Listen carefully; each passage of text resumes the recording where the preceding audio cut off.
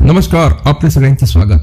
मित्रांनो, 9वी ते 12वीच्या शिक्षकांना टीईटी सक्तीची काय जाणून घ्या या व्हिडिओच्या माध्यमातून. नवीन अपडेट टीईटी बद्दल, त्याकरता हा व्हिडिओ शेवटपर्यंत पाहून तुम्ही आपल्या चॅनलला अजूनपर्यंत सबस्क्राईब केलं नसेल तर नवीन अपडेट मिळवण्याकरता चॅनलला सबस्क्राईब करा, व्हिडिओला लाईक करा आणि ही मोठी बातमी आपल्या मित्र व परिवाराला सुद्धा शेअर करायला विसरू नका.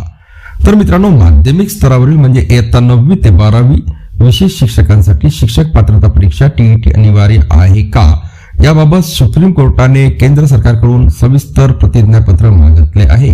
तसेच कंत्राटी शिक्षकांच्या वेतन समानता आणि सेवा अटींबाबत यापूर्वी दिलेल्या आदेशांची अंमलबजावणी 1 महिन्याच्या आत करण्याचे निर्देश सर्व राज्य व केंद्रशासित प्रदेशांना दिले आहे.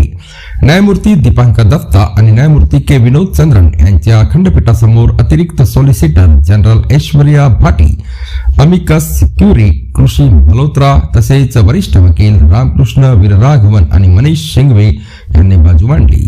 त्यानंतर न्यायालयाने संबंधित आदेश दिला. न्यायालयाने केंद्र सरकारला पुढील मुद्द्यांवर भूमिका स्पष्ट करण्यास सांगितले आहे.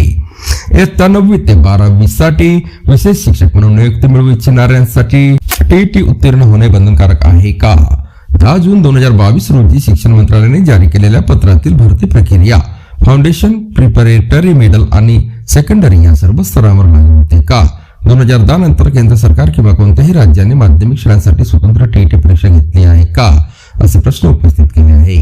सुनावणी दरम्यान S.G. भाटी यांनी सर्व शिक्षकांसाठी त्यात माध्यमिक स्तरावरील शिक्षकांचाही समावेश टीईटी अनिवार्य असल्याचे नमूद केले. तसेच रिहॅबिलिटेशन काउन्सिल ऑफ इंडिया म्हणजे RCI चे प्रमाणपत्र आवश्यक असल्याचे सांगितले. मात्र न्यायमूर्ती दत्ता यांनी 2021 मधील 3 न्यायाधीशांच्या खंडपीठाच्या निर्णयाचा उल्लेख केला. त्या निर्णयात समग्र शिक्षा योजनेअंतर्गत विशेष शिक्षकांच्या नियुक्तीसाठी मार्गदर्शक तत्त्वे निश्चित करण्यात आली होती.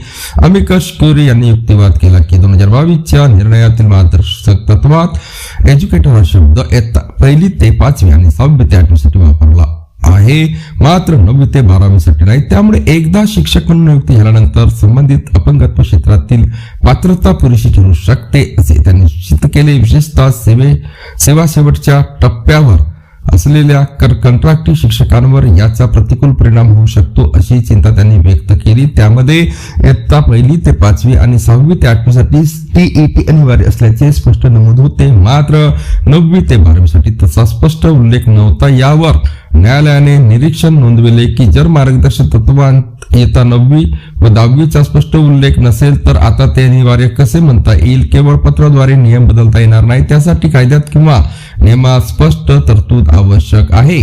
पुन्हा भेटूया नवीन अपडेटसह पुढच्या व्हिडिओमध्ये. धन्यवाद.